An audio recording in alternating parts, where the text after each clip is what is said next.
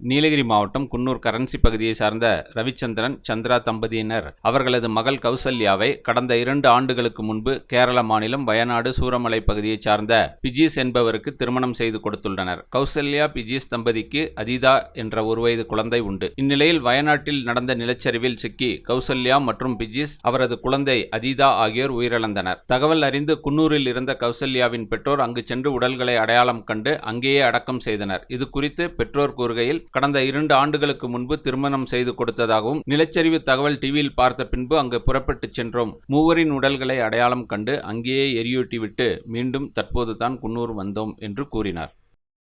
The big shop வீட்டு உபயோகப் பொருட்கள், எலக்ட்ரானிக் பொருட்கள், மொபைல் போன்கள், பர்னிச்சர்கள் என அனைத்தும் ஒரே கூரையின் கீழ் கிடைக்கும். பஜாஜ் ஃபைனான்ஸ் வசதி உண்டு.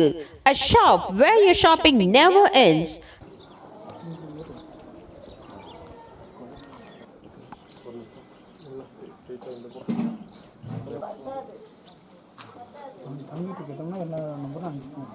பொண்ணு வந்து கல்யாணம் பண்ணி கொடுத்து 2 வருஷம் ஆச்சு வயநாட்டில் சூரமலையில். ஆனால் நிலச்சரிவு ஏற்பட்டு என் பொண்ணு, பையன், மாப்பிள்ளை, பேத்தி, என் ஃபேமிலி எல்லாமே இறந்துட்டாங்க. கேள்விப்பட்டு நாங்கள் போய் ஹாஸ்பிட்டலில் பார்த்து எங்களுக்கு கொண்டு வர முடியாத சூழ்நிலையில் அங்கேயே வந்து எல்லாமே எரிவிட்டு பண்ணிவிட்டு நைட்டு 1 மணிக்கு அங்கேருந்து கிளம்பி இன்றைக்கி காலையில் தான் இங்கே வந்தோம்.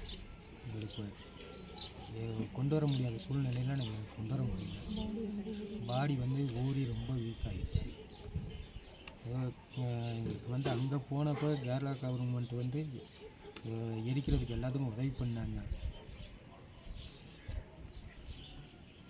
ராகம் டிவி யூடியூப் பக்கத்தை சப்ஸ்கிரைப் செய்யுங்கள்.